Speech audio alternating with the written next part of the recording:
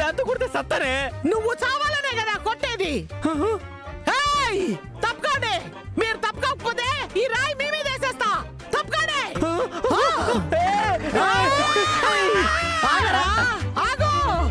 చూడండి, నాకొక చిన్న హెల్ప్ చేస్తే నీకు 50,000 ఇస్తాను.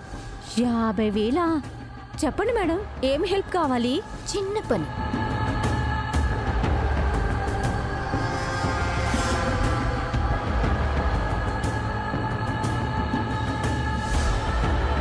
మేడం మేడం ఏం చేస్తున్నారు? అలా హోల్స్ పెడితే దాంట్లో గాలి నిండదు మేడం. హోల్స్ పెడుతుంది గాలి నిండకుండా ఉండటానికి. మేడం అర్థం చేసుకోండి మేడం, మా మేడం చూస్తే నన్ను తిడతారు madam. Madam madam please madam please.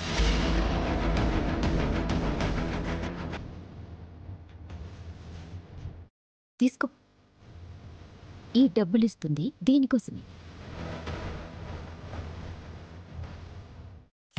వామో,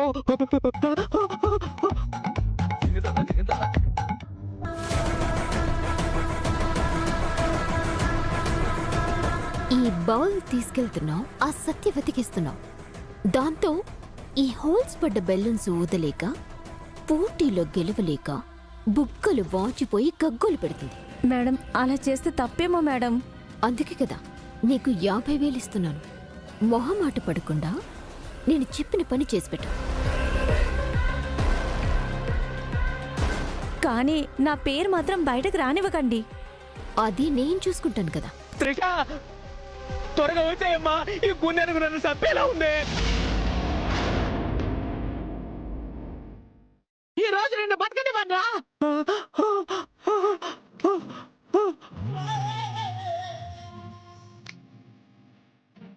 పారిపోయాడు బట్టనెత్తేదవా. దొరుకుంటేనా ఈ రాయితో గుండు పగలగొట్టేదాన్ని.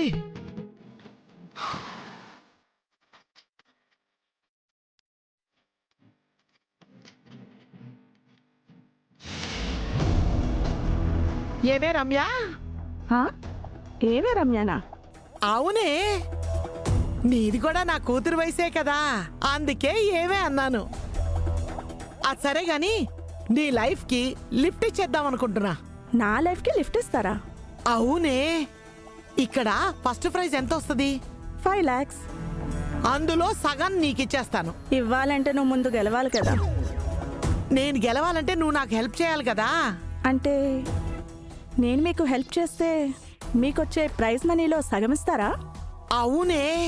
ఇంతకీ ఏం హెల్ప్ చేయాలంటీ? ఉండు చెప్తా. ఈ ఆయిల్ ఆ బెలూన్లకి రాయాలి. ఎందుకంటీ?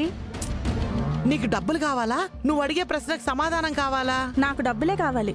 అయితే నోరు మూసుకొని నేను చెప్పినట్టు చెయ్యి. ఆ బౌలు తీసుకెళ్లి ఆ సుహాసిని వాళ్ళకివ్వు. సరే ఆంటీ. ఆ? ఆ.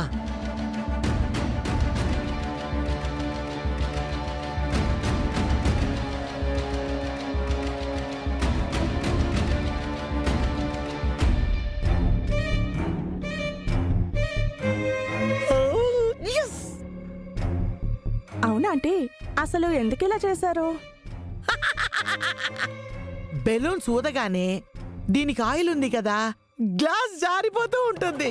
పోటీలో వాళ్ళు ఓడిపోతారు. ఆటోమేటిక్ గా మేమే గెలుస్తాం. అప్పుడు వచ్చే ప్రైజ్ మనీలో సగం నీకిస్తాం. అర్థమైందా ఆంటీ? ఈ బౌల్ ఖచ్చితంగా సుహాసిని గారికే ఇస్తాను. సరే సరే, జాగ్రత్తగా తీసుకెళ్ళి ఇచ్చేయి.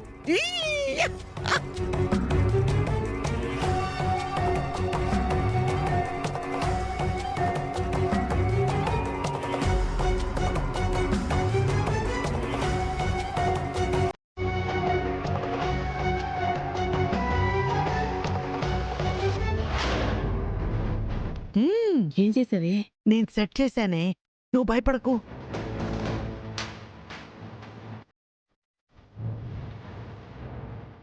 ఓకే, ఇక గేమ్ స్టార్ట్ చేద్దాం. 3, 2, 1 గో.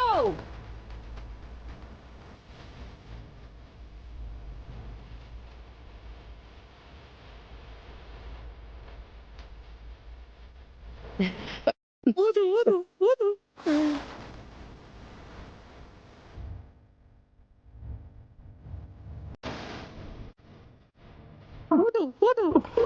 రావట్లేదమ్మా.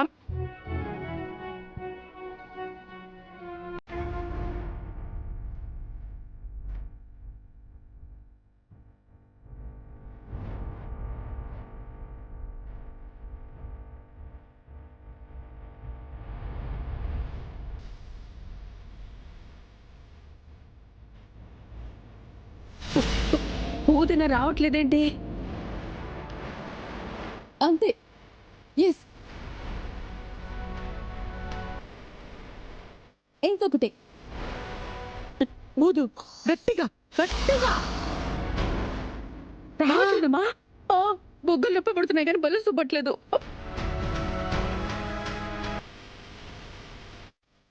Aunty come on.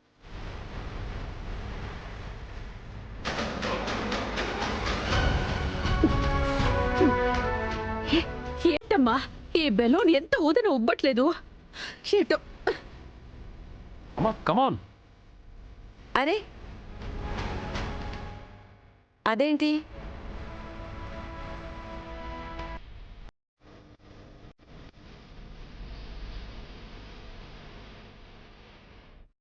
అయ్యో,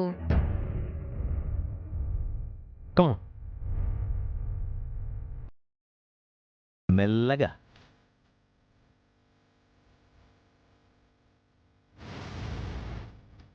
ఊదు ఊదు ఊదు. Come on aunty, come on come on.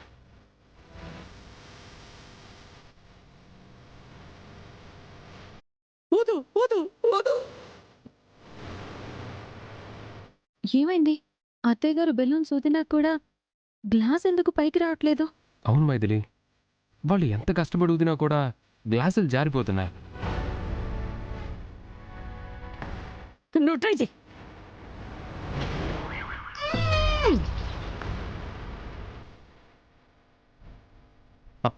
Come on mummy. ఏంటిది? నా పరిస్థితి కూడా అదేనే. ఊపిరినంతా బిగబెట్టి ఊపిరి పోయేలాగా ఊదాను. ఒక్క బెలూన్ కూడా ఉబ్బడం లేదే. సుహాసిని, ఒకసారి నేను ట్రై చేస్తా. ఇదిగోండి బామ్మ.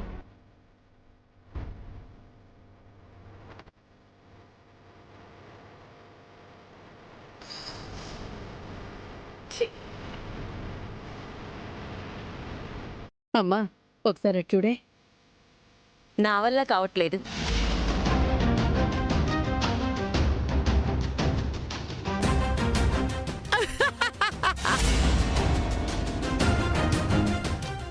గ్లాసులు జారిపోతున్నాయి. అత్త కోడళ్ళు పొట్ట పగిలేలాగా ఊదినా ఒక్క గ్లాస్ కూడా పైకి లేవడం లేదు.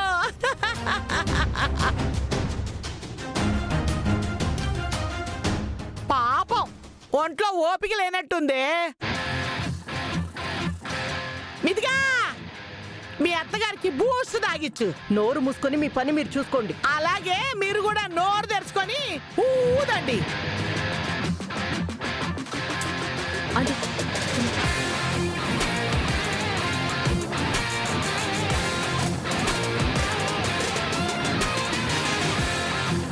అమ్మా కమాన్ స్పీడ్.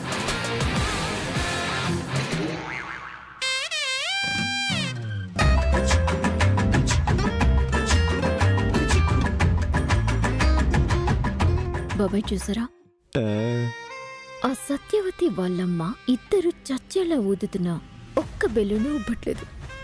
నా వల్ల కావట్లేదమ్మా. హలో ఆండల్ గారు, పాపం బొగ్గలు ఉబ్బుతున్నాయి కానీ బెలూన్ మాత్రం ఉబ్బట్లేదు. కాస్త గట్టిగా ఊదండే. రేయ్, నేను మనసు పెట్టి నీ మొహాన గట్టిగా ఊదానంటే పోయి మలేషియాలో పడతావు. మామిడికాయ టెంక మొహమోడా. ఏయ్, అడ్డదిడ్డంగా వాగావంటే ఆడదానివని కూడా చూడను. ఏం చేస్తావురా? మాయ ప్లీజ్. మరేటలుడు అనవసరంగా వాళ్ళతో మాటలు పడ్డం అవసరమా? ఇక్కడైనా కాస్త ప్రశాంతంగా ఉండండి, మమ్మల్ని ప్రశాంతంగా ఉండనివ్వండి.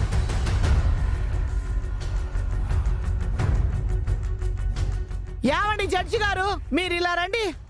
ఏమైందండి? ఏమైంది అంటారేంటి? చూడండి, బెలూన్స్ అన్నిటికీ బొక్కలే. బొక్కలు ఉండడం ఏంటి?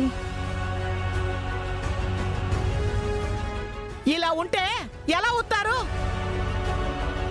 ఏంటవి అలా ఉన్నాయి? అది ఇట్లేవో చూద్దాం. త్రిష, దీని మీద ఏదో ఉంది.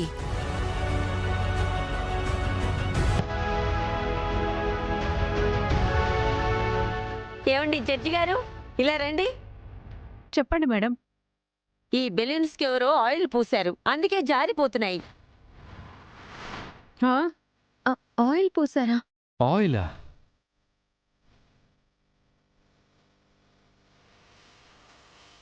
పాపం, ఆడలేక మధ్యలో ఓడు అని ఈ పోటీలో గెలవలేక ఏవేవో కుంటి సాకులు చెప్తున్నారు.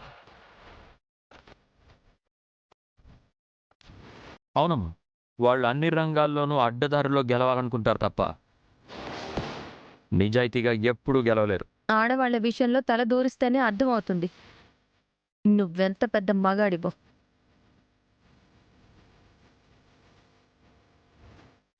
ఇచ్చిన టైం అయిపోతుంది. అందరూ తొందరగా అవుతండి. అత్తయ్య గారు, మీరేం టెన్షన్ పడకండి, నేను తుడుస్తూ ఉంటాను, మీరు ఊదండి. సరే.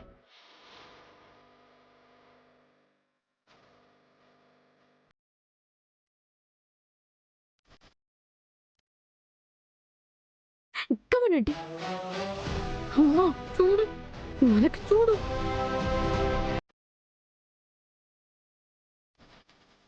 ఇదిగోండి మీకు కొత్త బెలూన్.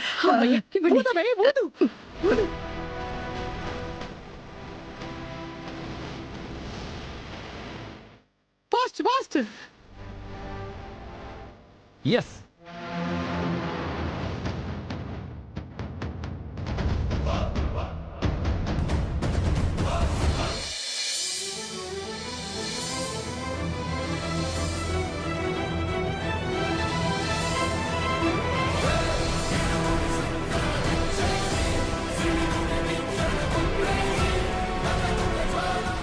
అమ్మా జాగ్రత్త. టైం అయిపోతుంది. 3, 2, 1 టైం అప్.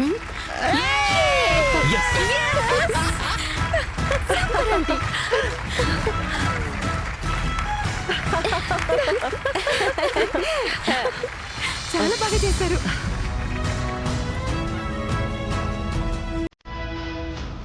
మనమే గెలిచాం, మేమే గెలిచాం, మేమే గెలిచాం, మేమే గెలిచాం, మేమే గెలిచాం.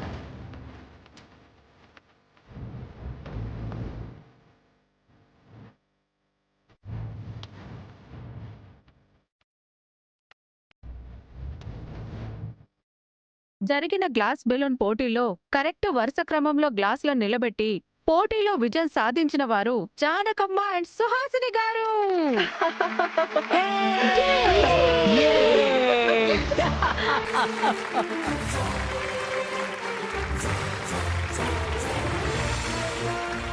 అదేంటి, మేం కదా గెలిచింది?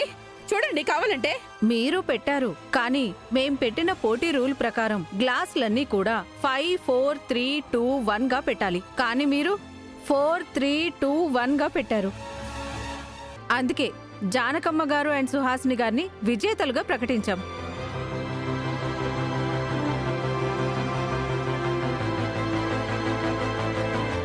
మైథిలి గారి హ్యాండ్ గోల్డెన్ హ్యాండ్ అండి. అలా చేయి పెట్టిందో లేదో వాళ్ళ అత్తయ్య గారిని గెలిపించేసింది. ఇలాంటి అందమైన తెలివైన భార్య దొరకడం నిజంగా ఉత్తమ అదృష్టం.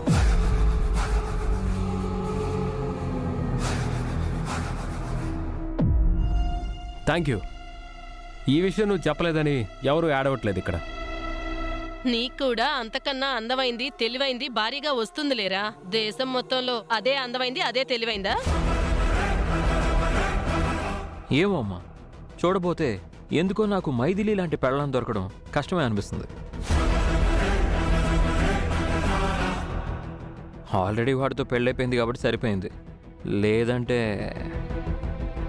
రైట్. ఈ టాపిక్ ఇంతటితో ఆపేస్తే మంచిది, లేదంటే నా సమాధానం మరోలా చెప్పాల్సి వస్తుంది. ఓకే ఓకే ఓకే, ఇక నెక్స్ట్ గేమ్కి వెళ్దాం.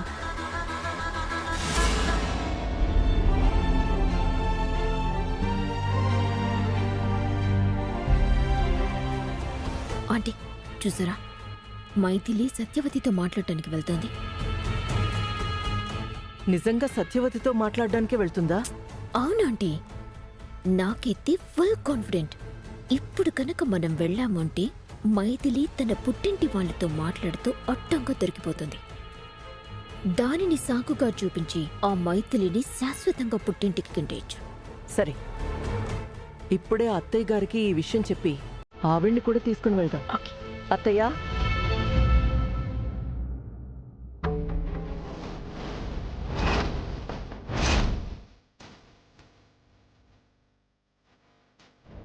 ఎందుకమ్మా నా వైపు అంత కోపంగా చూస్తున్నారు?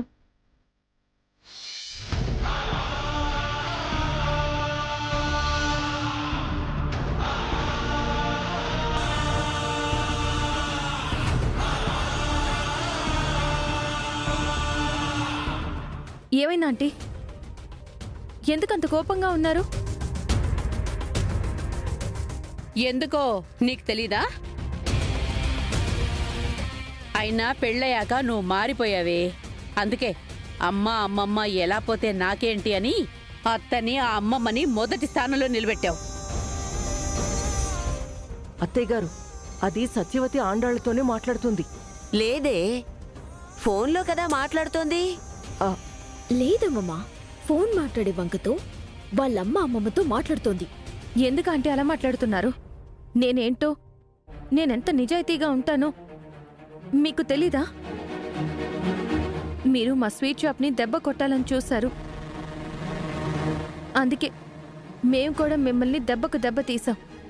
మీరే గనక లేకపోతే, ఆయిల్ లీక్ చేసి ఉండకపోతే ఇలా జరిగుండేది కాదేమో. విన్నారుగా, స్వీట్ షాప్ అంటుంది, ఆయిల్ అంటుంది. బహుశా మన బిజినెస్ కు సంబంధించి ఎవరితోనో మాట్లాడుతూ ఉండుంటుంది. ఏడ్చావు. ఏరు దాటాక తెప్ప తగలట్టవంటే ఇదే. పుట్టింటి వాళ్ళని కూడా మర్చిపోయి నీకు నచ్చిన వాళ్ళకి అండగా నిలబడ్డావు. అలా మా గోడలన్నిటికీ బొక్కలు పడితే ఎలాగే? మేము సున్నం వేయించుకోవాలి. నువ్వు కావాలనే మా గోడలన్నిటికీ బొక్కలు పెట్టించావు. తాము నేర్పిన విద్య నీరజాక్షి అని మీరు తప్పు చేశారు, వాళ్ళు తప్పు చేశారు. అదృష్టం బాగుండి మా స్వీట్స్ అన్నీ సేల్ అయ్యాయి, ప్రాఫిట్స్ వచ్చాయి.